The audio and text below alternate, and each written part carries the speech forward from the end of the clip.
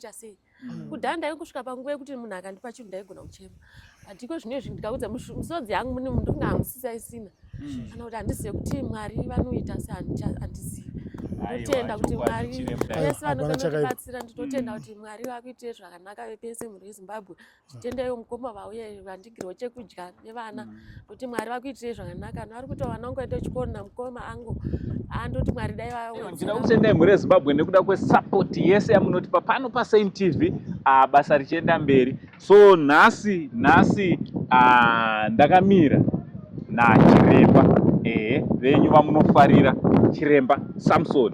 Asi Chiremba Samson havana kuuya vega. Nhasi vangoti Saint uya asusa uye kumatare.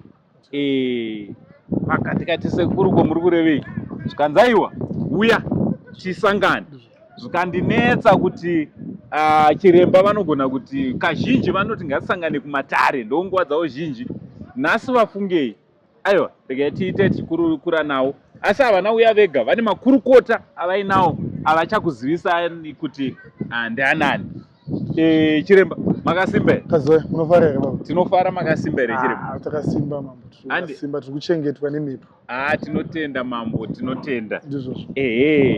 Makurukota makasimba here? Tinofara. Tinotenda. Chiremba muri yeZimbabwe ingada kuziva kuti Chiremba mafungeiko nhasi kuti dana kunze kudaizvi? Ndofunga chekutanga ndoda kukwazisa mhuri yeZimbabwe kubva kuvapwere vese vaChiremba Samson vanotera Chiremba nevanoziva kukosha kwaChiremba. Mhuri yeZimbabwe yakatikoshera singaite. Tapedza zvese zvatinofanira kuita, tine chinhu chatisingakafanira kukanganwa chinonzi rudo. Alright. Saka haisi nawe kuti tinongobatsira vanhu takagara mumatare. Asi tinokwanisa kubatsira vanhu vane matambudziko akasiyana. Pane pamwe panongoda kubatsirwa munhu nepfuma, kana munhu anongoda kubatsirwa nechikafu. Hazvina need yekuti ngauye kudara abatsirwe kana kuti aprofitwa naDairesi. Unongotora chaarashota wombasa nekutambidza. Saka nhasi tamboti gaitese tiuye ndina mai vandaingonzwa nekuonawo nguva yangu mwoyo wangu wagara uchibatikana nazvo singaite kuti kana ndinazvo zvishoma izvozvo regai ndipo kune vanoshaya togovana toita chimwe chete. Saka mtuna tauyewo kudai ndikati gendene ndinovapiwo zvandina zvandinokwanisawo pashoma ipapo. Ndo mafambiro andaita naso. Alright. Kwamuri imimi handiti Chiremba kunge muri munobatsira vanhu mungava mumatare vari kunetswa neurwere, vari kunetswa nemwetsvina, vari kunetswa nezvakasiyana siyana, zvichizoextendawo kuti maakubuda mumatare machona maakutombosiya nebhizi inogara iri kudare kwenyu, matosiya mukati vanhu vauya pamatare chimirai ndakuda kumbobuda ndinobetsera vanhu. Zvakakukosherei kunge muri munobatsira vanhu kumatare pamwe chete nevari kutotambudzika? Kazvizhinji sei kubva kumusika wanhu anoda rudo. Mhepo dzatinoshanda nadzo dzinoda rudo. Zvinhu zvakatikoshera kuti isusu sevanhu hatina chatinotsvaga kuvanhu vatinobatsira, asi tinoda kuti rubatsiro ruwanikwe nemunhu wese. Saka zvakakoshera isusu kuti kune vanotambudzika vatinenge tichibatsira nezvatinazvo zvishoma izvozvo, isusuwo tinowedzerwawo makore ekurarama namusika wanhu. Nedzimwe dzenguva tinonzwirwawo nyasha nezvimwe zvatakatadza nekuti tinewo pamwe patinokwanisa kunge tichibatsira ruzhinji rweZimbabwe. Zvakatikoshera kuchinhu chinonzi rudo kazhinji. Alright. Ayo, saka iye zvino takubva panapa naChiremba nemakurukota, ndofunga muri kuona kuti Chiremba vasirega nemakurukota. Takubva panapa tichienda kumba kwaMai Naomi kuLusaka Highfields. Chiremba vakadaiwa mudzimai iyeye ane ngoni dziri pamusoro pake, ndosaka vanoda kunge vari vanomupawo chipo chavo chavainacho. Aiwa, handei munozvionera.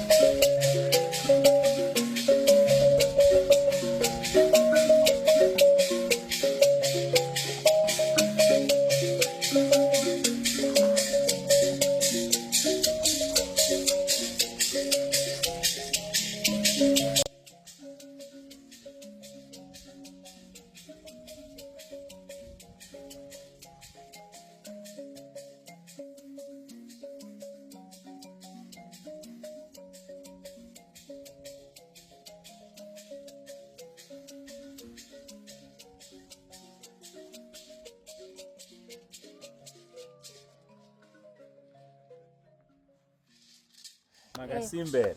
Tiripo mukoma makasimbere Tiri nani? Kwakadiwo kuno kune aiwa kuri nani handiti? Aiwa. Se kwamabva. Aiwa kwatabva kwakanaka chaizvo. Amai makasimbe? Tiripo makasimbere mukoma. Aiwa tinofara isu. Munoparise panapa. Aiwa panopari nani zvapo. Aiwa tinotenda. Alright. So nhasi ndakuigirai vaenzi.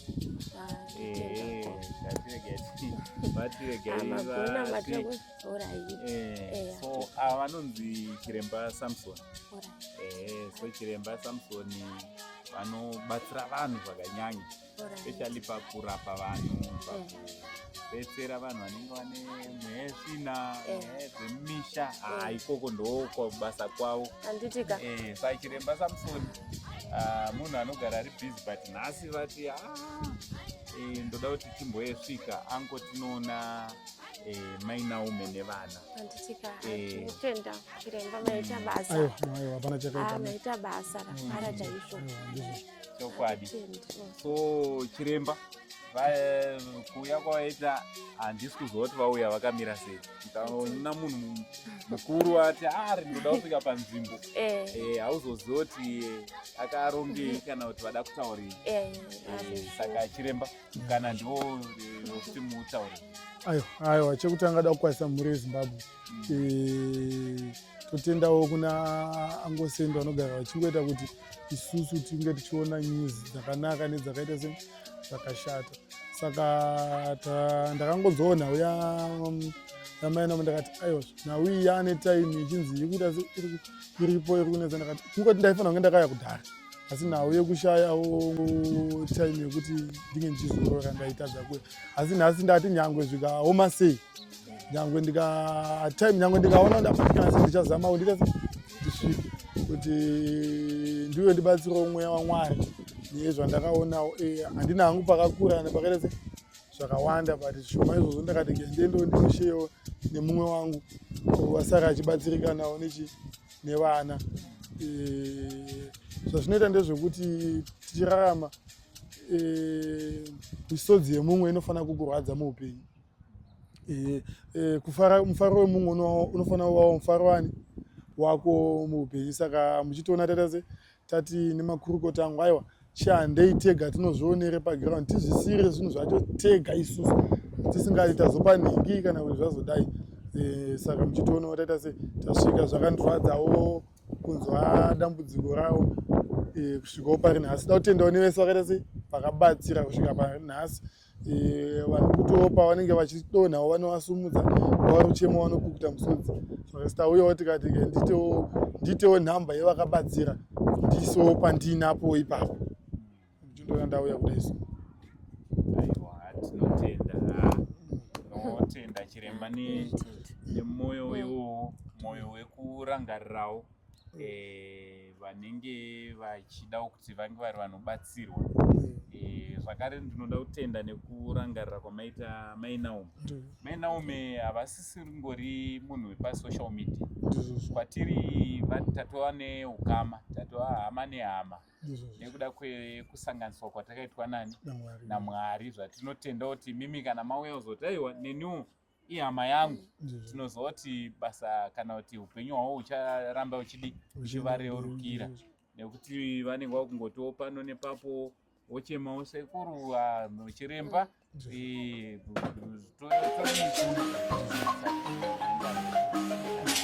aiwa hanzi kana waita chinhu chakanaka wazviitira iwewe kanoratorwa nasekuru vanovaita Chiremba Samson. Aiwa tinongoritienda Mwari kudengedaramba vachivaitira zvakanaka.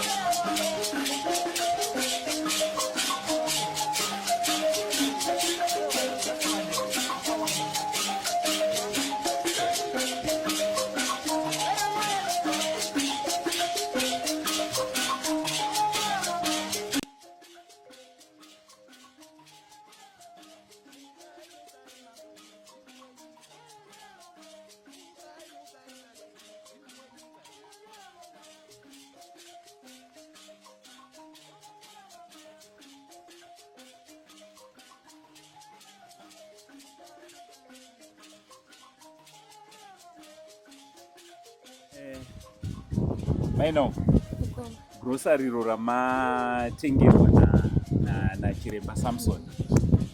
Maita basa mukoma Mwari munotendeiko? Ndikaita kunge ndisiri kufara zvangu but mukati mangu memwoyo wangu ndotoshaza ndoita zvokuita ndofara chiita zvokuita sei. Kudhaya ndaingosvika panguva yekuti munhu akandipa chinhu ndaigona kuchema. Atiko zvinezvi ndikaudza misodzi yangu mune munhu kunge hamusisaisina kana kuti handizive kuti Mwari vanoita sehandizivi. Ndotenda kuti Mwari vese vanobatsira, ndinotenda kuti Mwari vakuitire zvakanaka vepese muri veZimbabwe.